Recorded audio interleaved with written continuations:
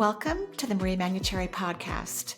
Over the last 30 years, it has been my joy to assist humanity in aligning with their magnificence so they may heal, discover their natural gifts, and communicate with loved ones living on the other side.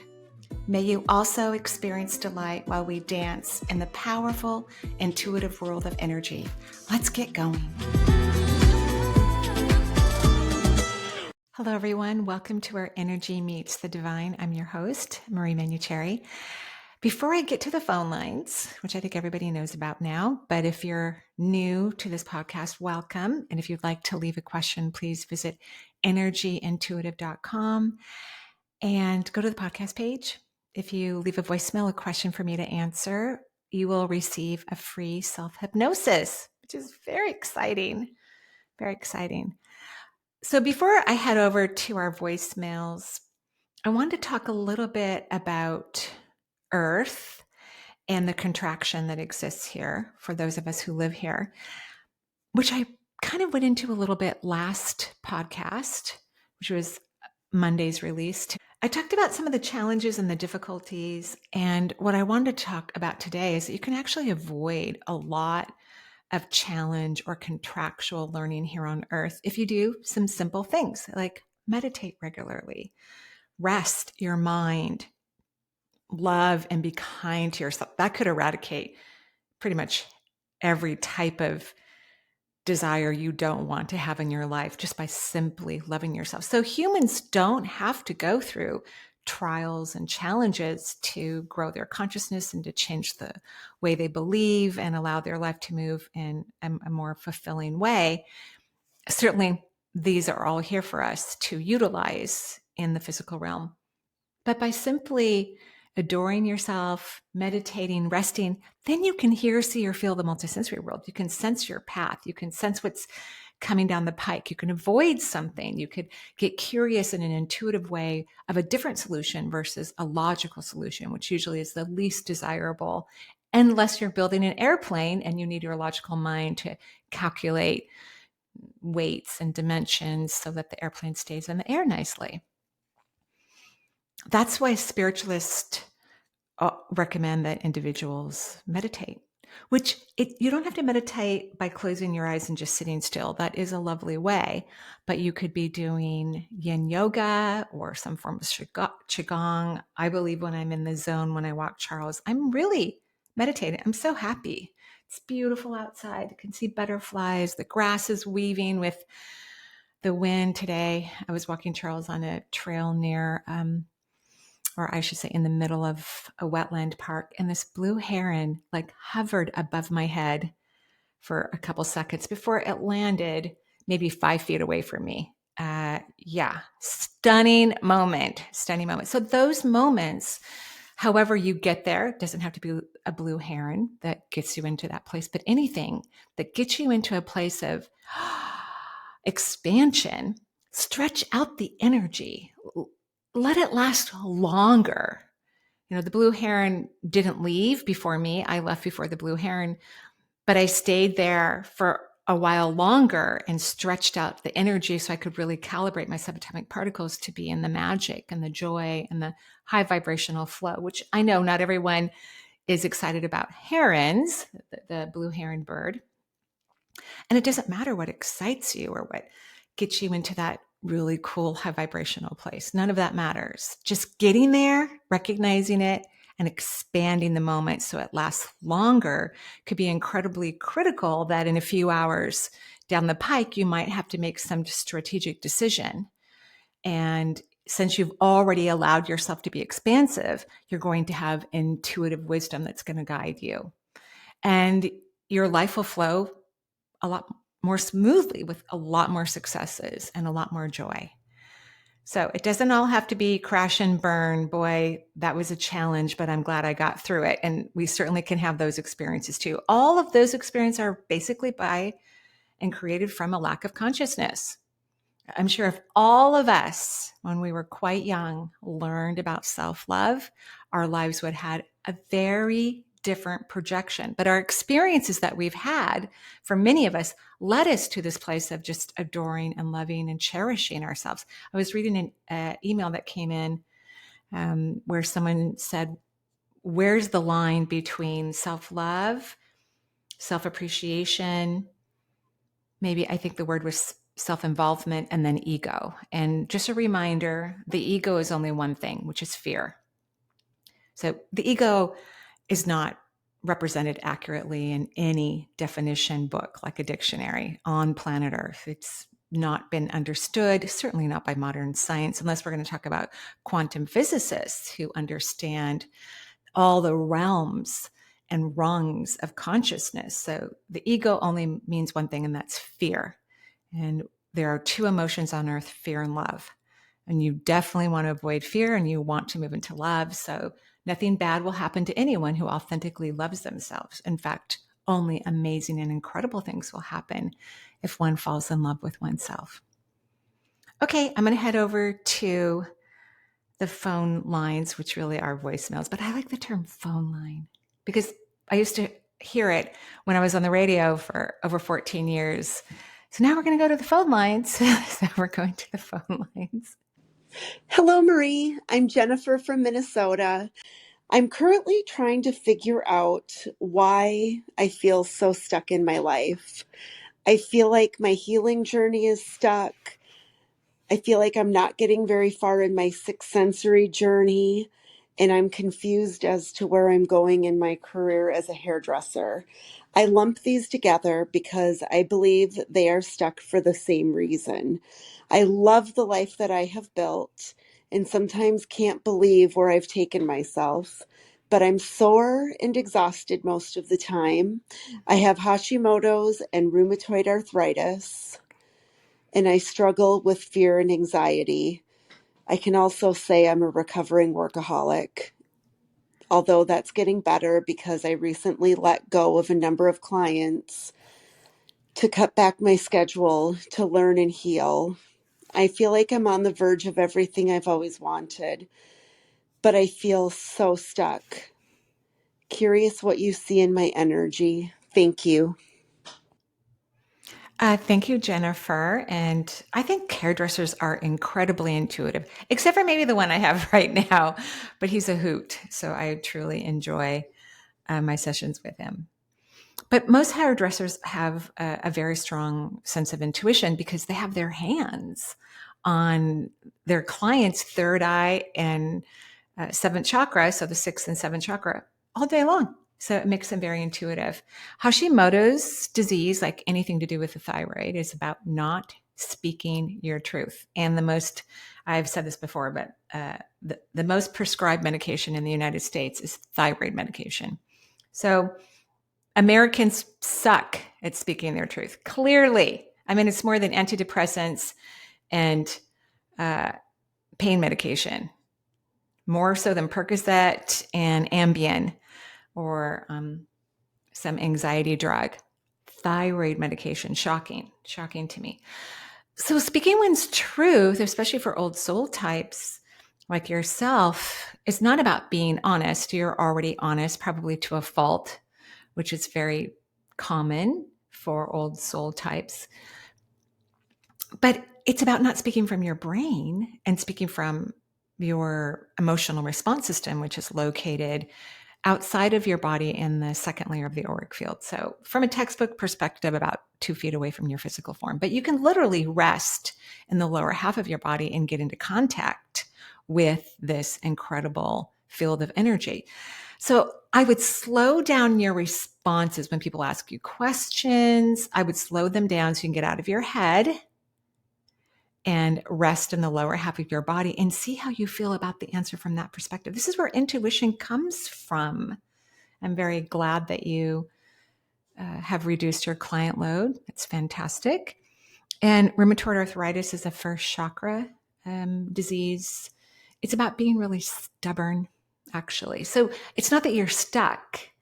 I don't even believe in the word stuck, although I've certainly had a couple clients in my life where I'm like, they are so stuck. But the universe goes, no, they're not. They just might be moving at a snail's pace. And I like to move like fire,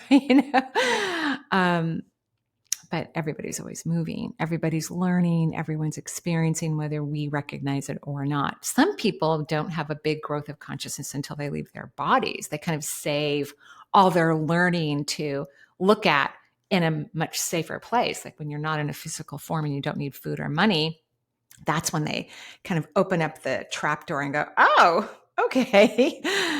um, so the fact that you're tired is a sign that you most likely need to change careers. And I would say probably move into an intuitive career. And in order to do that, you have to follow your joy. So you have to stop doing things that make you so tired that you can't feel joy, because joy is at a high frequency. And most people are too tired or worn out or unhappy or in their brain analyze and process everything, which joy has nothing to do with that. Remember the last time when you were a kid and you were playing some spontaneous game and you're laughing your head off. When I was a kid, we lived in one of the places that we lived in an apartment complex. And we used to play a game called Murder. And in these apartments, you had to enter the apartment dwelling from inside the building. And there was hundreds of them. There was like 6 buildings and they were huge. And there would be a whole bunch of us little kids, we were probably preteen. And we had these matches and one was burnt at the end. And that was the murder match. And someone would hold them and we'd each pull a match, but you couldn't let the other kids see. And then the murder would go around. It's like a hide and seek game, would go around and find the other people and touch them. And then they would be dead. They'd have to stay there until everybody was killed. But we would laugh our heads off. And there were elevators in these buildings. So we would be listening to the elevators. There were stairs. There was 3 floors. It was huge. We would play it for hours and hours. It was so fun. So if you can go back to a moment in time like that for you, might have a different name, the game, rather than our name, which was murder.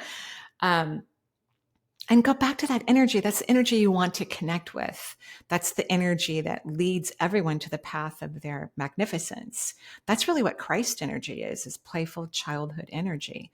And most humans, adult humans, forget all about that energy. And it's a shame because it leads us to the promised land, if you will, literally. So that's what I think. I hope that's helpful. Hi, Marie. My name is Julie, calling from Connecticut. I'm calling. I have and have had so many symptoms of various all over my body, from skin to muscle to I mean, it just so many. So I'm a little overwhelmed with where to start. I've had like 60 vials of blood drawn. I've no real condition that has been diagnosed. I'm kind of on the border for maybe possibly an autoimmune thing. So I was wondering if I could kind of get a shortcut to where I should start, to try to get to the root cause and how to tackle all of this, that's related or not necessarily related. So I would really appreciate a look at my energy field and chakras and emotional basis of any of this. I would love information on how many spirit guides I have and what they focus on. I've been trying to work with those and, of course, developing my mediumship skills to see if that is what I am meant to do. I really appreciate everything and all you do and giving back in this way where we can call in. So thank you very much. You're welcome, Julian. It's my pleasure. It brings me great joy, and I'm so happy that others resonate with this experience that we're having on this podcast. Well, clearly your guides are speaking to you about health. And spirit guides talk to everyone all the time or show pictures, give feelings, and they're in constant communication with everyone. It's just not everyone allows themselves to have that experience because you have to raise your vibration to receive the information, to understand it so that it makes sense. And most humans don't spend time, even a small amount of time, raising their vibration. It's just a reality, unfortunately, currently on Earth. So you definitely have an autoimmune disease, in my opinion. I think it's great you have not been diagnosed. And if that continues to happen after the 60 vials or I think you said 60 vials of blood have been drawn, it means that your disease is still energetic. It hasn't moved into the actual physical, which is great. Um, Autoimmune disorders are connected to the third chakra. It governs all the hormones, the lymphatic system, um, and then, of course, it governs the liver, pancreas, gallbladder, spleen, stomach, small intestinal tract. And most holistic health practitioners believe, and I agree with them, that our immune system is in our intestinal tract. The first thing I heard as I was listening to you is you can't eat sugar anymore. No sugar. It's super toxic. It's not good for people. That means also no honey, no GABA, no dried fruit, anything that's going to have sugar in it. Artificial sugars, absolutely not. Those are not healthy for any human being to consume, in my opinion. Stevia is probably the healthiest thing that a person could eat in terms of not using artificial sugars, because it's a leaf, it actually comes from a plant. But you cannot eat sugar. Most likely what's kind of driven down your autoimmune system is, you're eating food that your body will no longer like. We tend to live a long time on earth these days, which is such a blessing, in my opinion. We have so many opportunities to remake ourselves or change careers or have different interests or love in our life, that we can really accomplish a lot in what could be, over 100 years for a lot of humans who are already born living on earth right now. It's not going to be, oh, they died in their hundreds after being bedridden for a decade. And prior to that, they couldn't walk. It's not going to be like that for sure. So our dietary needs change as our biochemistry changes. And one of the things that changes our biochemistry is our hormonal shift. So hormones change in humans throughout their lifetime. Really, even 2-year-olds have bursts of hormones, unless you happen to be a cat or a dog and your hormones have been removed, meaning your gonads, your ovaries, your testes have been removed. And then, domestic pets don't get to use that part of their immune system, which is unfortunate, in my opinion. So what would be best is, and I'm sure if you had 60 vials of blood taken, most likely that was from a naturopathic office, but it could have been you were seeing, someone who specializes more in endocrinology within modern medicine. And I use the term modern medicine because holistic medicine is much older. Like, it's been hanging out for centuries. Holistic medicine, modern medicine isn't very old at all. So you have to change your diet. And what happens with humans is they have to continually change their diet, because let's say their immune system was somewhat repressed because their hormones were in the toilet or non-existent, which hormones are tiny messengers. They communicate to all of the organs and they all communicate to each other. So what can bother individuals who have, let's say their estrogen is, decreased through chronological aging, that could affect their thyroid gland, because the thyroid tries to help the estrogen be more productive, which then weakens the thyroid for a lot of people, actually. So let's say, after these vials of blood have been taken and you have some interesting, helpful, effective route to increase your health, then you may have to revamp your diet again. So I think people should eat intuitively. I really do.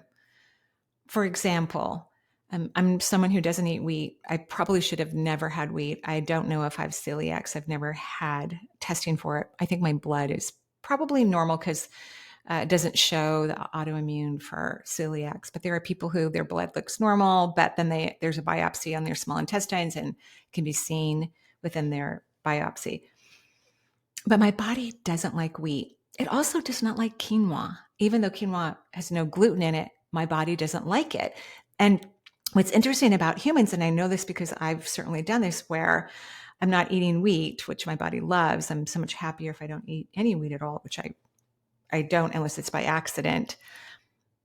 My logical mind goes, well, you can have quinoa. It looks beautiful. It's lovely. It's high in protein and my body loves protein. But when I eat quinoa, I don't feel good at all. I feel like I do when I eat gluten. So people need to, listen to what their body says. That's intuitive eating. And our body will tell us right away, yay or nay.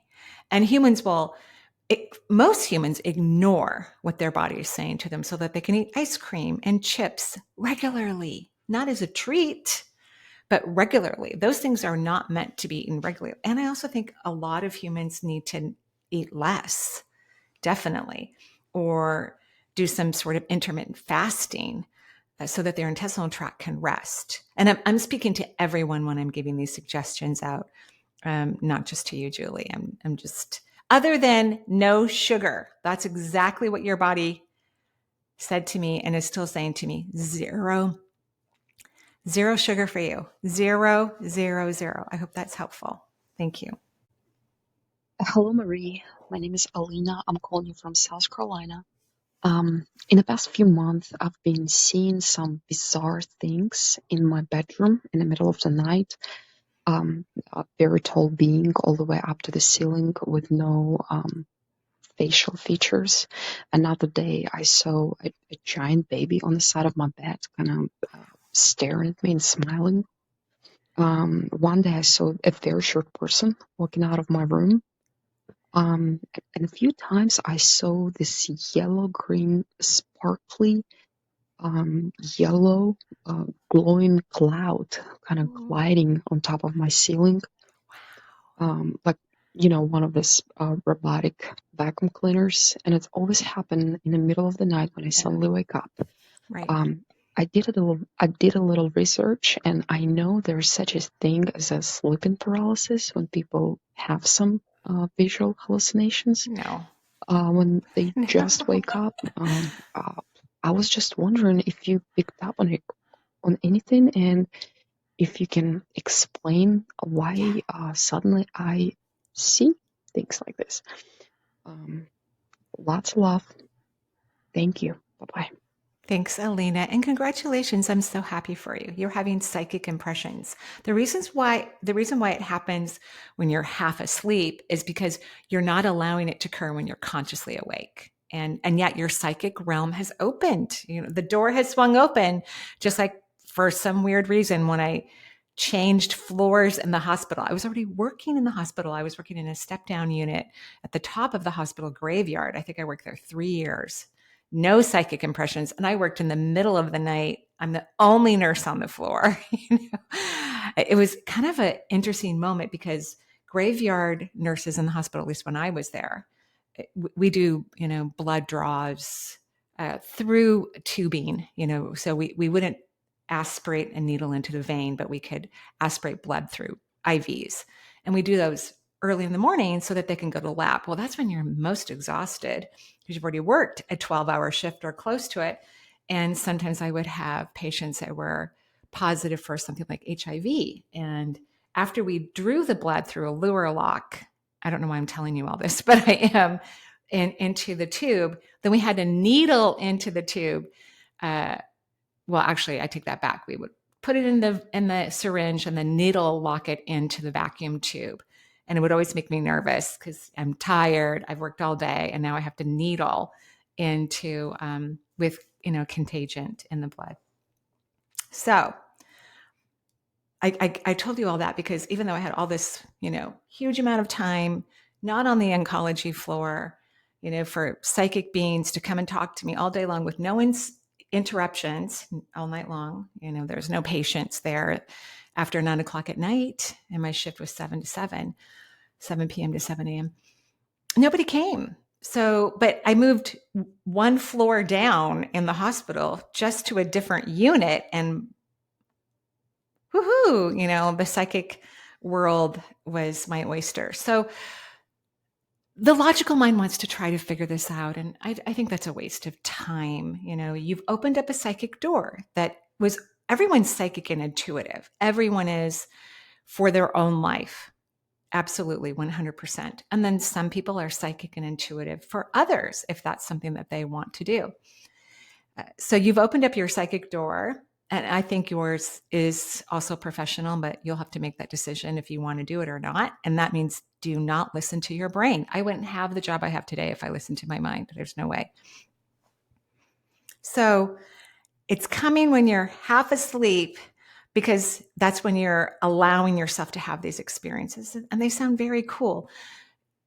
Know that when someone's psychic ability is opening, you may not be sensing everything as it actually is. In other words, that being that you saw that didn't have a face, as you allow yourself to have more psychic impressions, you're going to see a face. You're going to have more knowingness. You're going to have more awareness. What I would do if I were you, and I love the baby came and was on the bed, and you'll have this lovely orb. I used to see things floating on the ceiling for a long time, actually, before I had regular psychic experiences.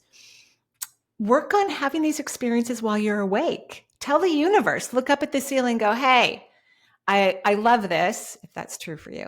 And I'd love to have this also when I'm awake. So please do everything within your power to help my consciousness evolve so I can have this experience. I think it's great. Congratulations.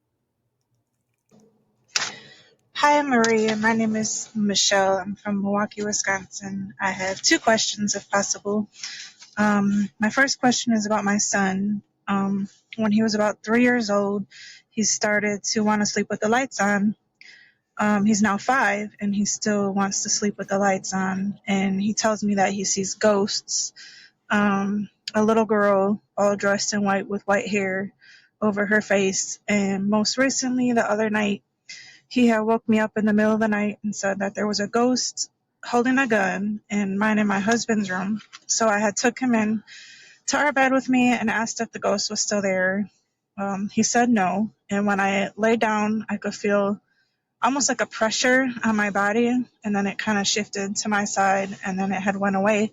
But it's nothing like I felt before. So my question was, is my 5-year-old son seeing ghosts or spirits? And if so, how can I help him not to be afraid? And how can I help to nurture his gift? My second question is, I love my job, the flexibility, I'm good at it. I've been doing it for almost 15 years, but I feel like my guides are pulling me in another direction. I've been considering recently taking an online certification to become a yoga teacher and was wondering if it was on the right path. Thank you so much for any insight that you might have. Thank you. Thank you so much, Michelle. I think your son is having a combination of seeing some spirits and not seeing some spirits. So he gets excited, kind of overly excited and scared and anxious, and then his mind starts to make up things.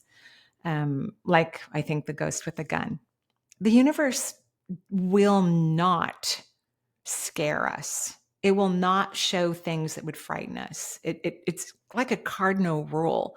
But what frightens us is our mind, and the mind will make up things in some cases that make people feel frightened. So I love that he sleeps with the lights on. Who cares if he sleeps with the lights on for the rest of his life? Who cares?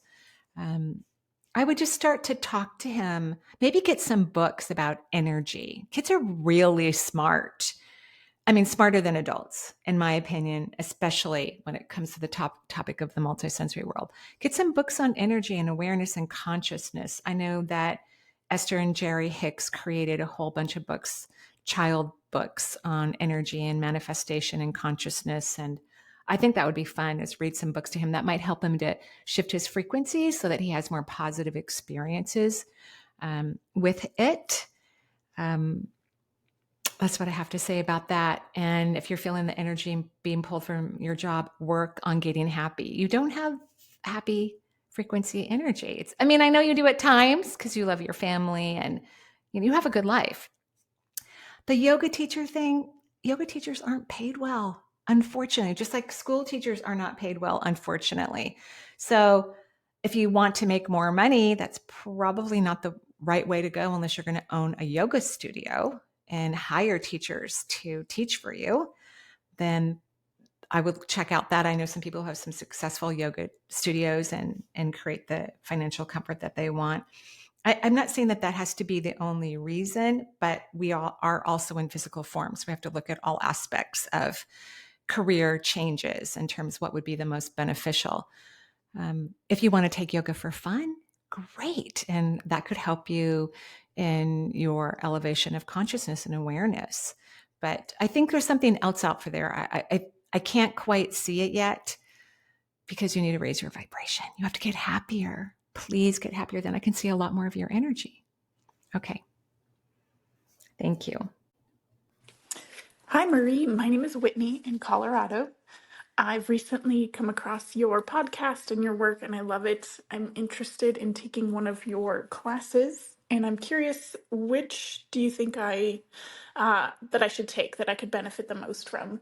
Just feeling a little stuck in terms of direction for work and other things as well, but the information that I've gotten from you, from some of your podcasts and sessions that you've done through the Shift Network, have really resonated.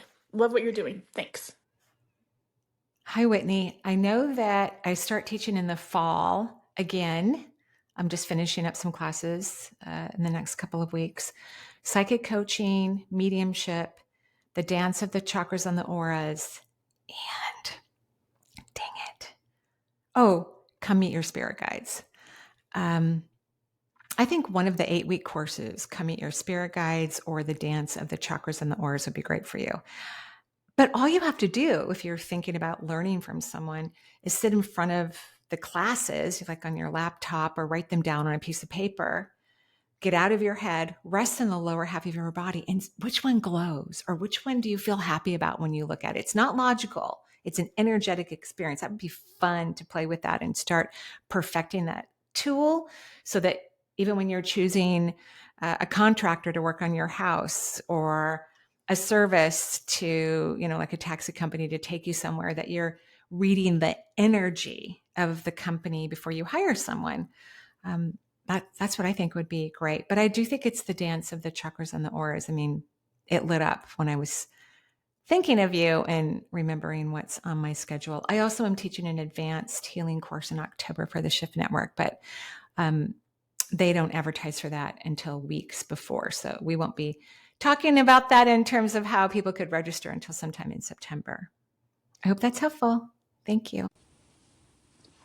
Hi, Marie. My name's Nikki. My question for you is relating to my career, and also if you could take a look at my energy in relation to it. Right now, I have been working on getting an energy healing business going for quite a number of years, and the feedback I get from the clients I do have is very positive. But I wouldn't say that I have a steady flow of clients. And I have also been working at unfolding my mediumship abilities for the past about 6 years. And that's really where my heart is in mediumship. And I guess when I started on that path, it was just such a pull. And I thought that it would unfold a little bit faster. So now, 6-7 years down the line, I'm still just doing practice readings, and I enjoy it as a healing modality. And so I'm just wondering if you can look at my energy and see, I guess, why I'm not where I thought I would be with it as far as accuracy and really bringing in evidence and doing it professionally. And if this is even in the cards for me. At this point, I'm just following my heart, yet I seem to be on a bit of a hamster wheel with this. So your input is greatly appreciated. Thank you. Thank you so much, Nikki. So when I looked at your energy system, your auric field is leaking out a lot of subatomic particles. Thankfully, you're healthy. When people leak out, it doesn't mean that they're going to get sick, by the way, either. But it's really hard to receive when you're leaking energy. So it can be difficult for you to receive insight, deeper psychic knowledge. And why are you still doing this for free? I mean, there has to be an equal exchange of energy. You can't just keep pouring out for years doing free sessions. There has to be an equal exchange of energy. And Most people who don't have time to clean your house or take out your garbage or cook food for you, they have their own busy lives. So that means currency is the exchange. So that's an act of receptivity too. So I would work on receiving. Imagine that all the pores on your body are open like a sponge, and you're imagining light or water just moving into all of them for like 5 to 10 minutes once or twice a day, and start charging. Yeah, I personally wouldn't keep going to see someone who's doing it for free. No, because I would feel that the energy is unbalanced. Yeah, so you have to get going. I don't know what you're waiting for the universe to do what. I don't know. You have to get going. You have to make this happen. And it's not uncommon for energy workers to become mediums, or for mediums to begin to see human energy system begin to help their clients with their bodies. It's not uncommon at all. It's very, very, very common. So that's what I say. Thank you. Hello, Marie. This is Saul from Texas. Listen, I just wanted to ask you a little bit about my career, my diet. Um, it's very interesting, and about money. So recently, at the beginning of this year, my desire for the contents of food that I eat changed. Went from craving processed foods or meat to more plant-based food. And it was, I don't like do yearly resolutions or anything like that. So I just, I don't know. I feel like I changed my self-worth, and I've been working on it. And I feel like maybe my cravings changed because of that. And recently got into microgreens, growing microgreens at my house. And I'm looking into it as a business for myself and for my wife. I think it fits us well to do that. Which my current career, I'm very happy with, and I'll be able to still do that, of course. But I am looking forward to when I retire in about 7 years, and what that's going to look like for me. So my questions are around that and energy for our wealth as I go into retirement.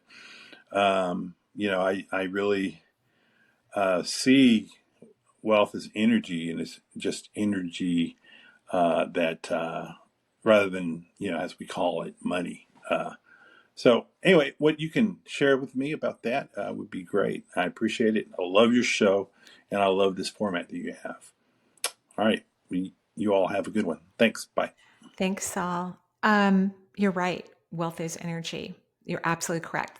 The one thing I noticed as you were speaking is you're not great at receiving, kind of what I was just speaking about before, I think with Nikki, if I have that correct.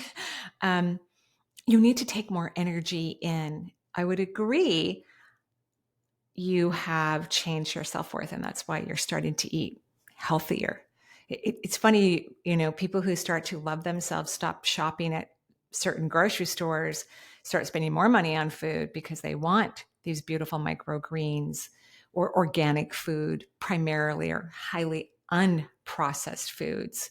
So they kind of gravitate towards different grocery stores that offer. I think it'd be great for you to start doing the microgreens. You will have to learn how to receive energy. And because you like your job, after you retire, you might consider doing some consulting where you work very little at it, charge more, but not work even part-time at it. Just ways that you can create more wealth, because we do live a long time these days. Yeah, so that's what I was thinking. And I'm glad that you're eating less processed food. It's not good for humans. No, I mean, unfortunately, most humans feed processed food to their dogs and cats. And they really need human grade food, whether that's people cook for them appropriately or buy, some of the foods that are much higher quality. So yes, very, very good for you and your health. I'm happy for you and your wife, because she's probably everybody's eating better. Even when people live in a family where one person eats really well and someone else doesn't, then you have, different types of food in the house, and that can be annoying to buy two different groups of foods. So now you guys are probably buying similar foods, which is really wonderful for the home. I'm happy for you guys. Hi, Marie. My name is Ivy, and I live in Los Angeles. My question to you is about my marriage. My husband is my first love, my first everything. We met when I was 18 years old, and now I'm almost 50. We were madly in love with one another at one point, but for the past 15 years, we have had a lot of anger and animosity in the marriage. It's nothing physical, and it's nothing really verbal. It's just a lot of anger. I know that we both truly and deeply love each other, but why are we so angry towards each other? More often than not, I question whether we would be happier if we were divorced. So my question is, should I continue to be in this marriage? Am I where I'm supposed to be? And if there's anything else you can see from my energy, I really appreciate it. Thank you so much for listening to me. Thank you so much for your time. I appreciate what you do for humanity and all the beautiful words and wisdom that you spread for us human souls. Thank you. Thank you, Ivy. Go get therapy. Both of you. Go to therapy. You've been together for a long time. There's probably a lot of stuff under the hood, so to speak. And when hormones change as we chronologically shift, we're different people.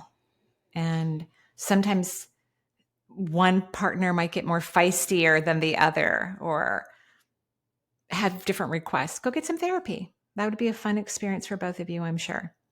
Okay. Hi, Mary. It's Aga from Belgium. I've already messaged you once, but I've got another question which perhaps will be useful to other listeners as well, and that is about a pregnancy and miscarriage. About 6 years ago, I've conceived, but also miscarried. After that, I went to have a healthy pregnancy and a baby. And now I'm also going through a third time attempt of having a baby, but I'm miscarrying it currently. Oh, And I wanted to ask sorry. if the first baby um, became eventually an incarnation into the baby that I have, and if not, is it perhaps, or was it trying this time round, or if it's a totally different new soul? And if there's no information about that, are you perhaps able to connect to any of the two souls or one of them? And if so, I mean, that would be amazing to know if they plan to come or not. That's a heartbreaking experience. It's been our dream, or my dream, to have two children. It feels like my soul really needs that. I just wanted to know about it. So thank you so much again, and I appreciate all the work that you do. Thank you so much. You're welcome, Agat. I'm so sorry you're miscarrying right now. I truly, truly am. I'm very, very sorry. So my perception about souls is they're coming into human form. Souls are really smart. They can see into the future. They know before they move into a womb if a pregnancy will be viable or not, or if someone's going to terminate, or if they're going to have health issues, they're going to choose those prior to moving into the womb. So that means the current miscarriage you're going through and the one you went through before either had no soul in it whatsoever, because souls that want to reincarnate are not going to move into a miscarriage, right? Some souls want to not be born, but be really, really loved while in utero. So the way it's been shown to me is that historically speaking, when women could not have any control over their pregnancies, like no birth control, and women would just get pregnant and pregnant and pregnant and pregnant, which still happens in many parts of the world, partially thanks to the Catholic Church, but that's just my perception. I find it, I know this doesn't really matter, but I find it interesting how Catholicism, at least in the US, most Catholics just don't do what the church tells them to do. They take birth control, they drink wine, they don't avoid things on some of their sacred holidays, but they love their church and they go and worship, but they just don't follow the Catholic rules. Where other countries, people are burdened by too many children because they, follow what the church recommends. So at any rate, some souls don't want to be born. They don't want to live in the human world, but perhaps they've had a few lifetimes where they were born into families that had too many children. And they could feel while their mother was pregnant how she didn't want to have that child. And this would be even, I'm not talking about the modern world right now. I'm talking about a while ago where, people didn't maybe know even about herbs that could be used to terminate a pregnancy. So I do think not this pregnancy, but the one before that ended in miscarriage, there was a soul in there that just wanted to feel loved, and that because you want another kid. And so the soul's like, oh, I'm going to go in there and just get the love that I need so I can stop feeling that I wasn't valuable in those couple lifetimes where somebody already had 10 kids and they didn't want me in their tummy. And so it's a form of healing. It's an opportunity for healing. But I think you've had 3 separate souls. And again, right now, I don't think there's a soul in your uterus. Most souls either don't enter a womb where there's going to be a miscarriage unless they want some sort of healing.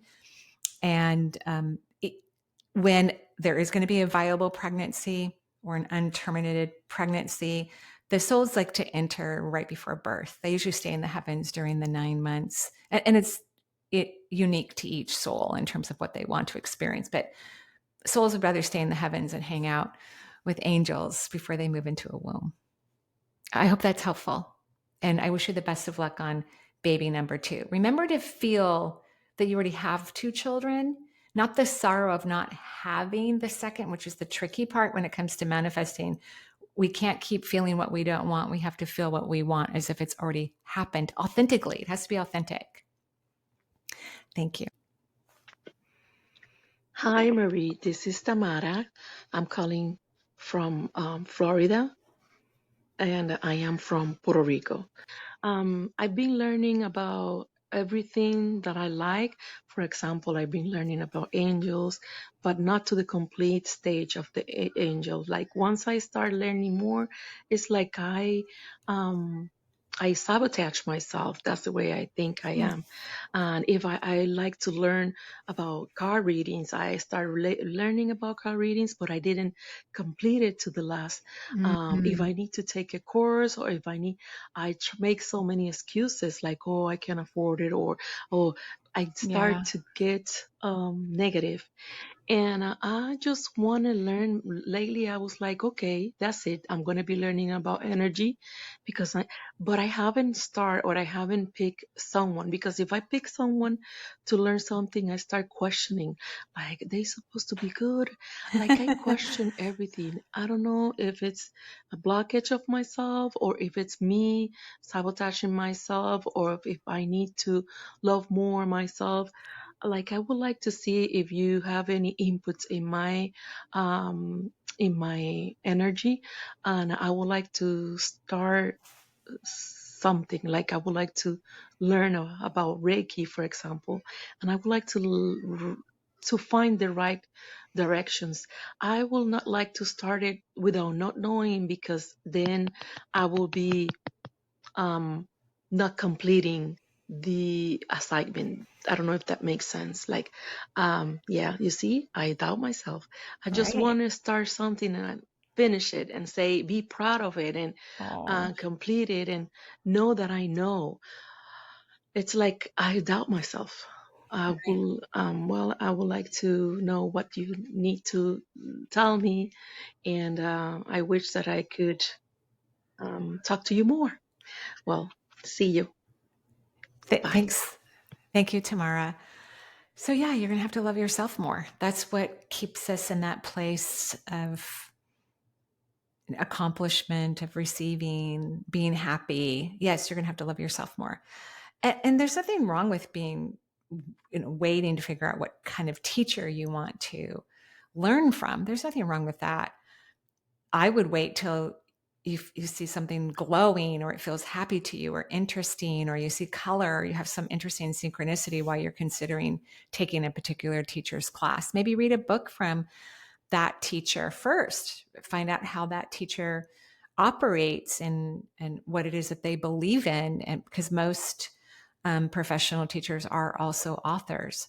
So that's what I would do, is I would read their book and see how you feel.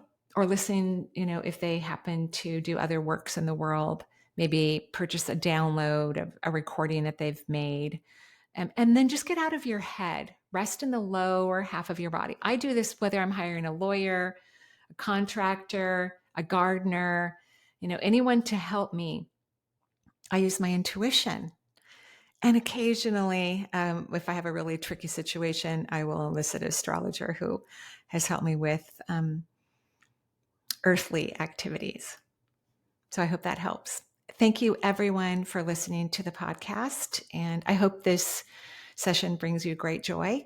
I hope that you expand your consciousness after listening to the vibration of the frequencies that we're exhibiting here. And may your life be full of wonder, and may you fall deeply in love with yourself. Bye-bye.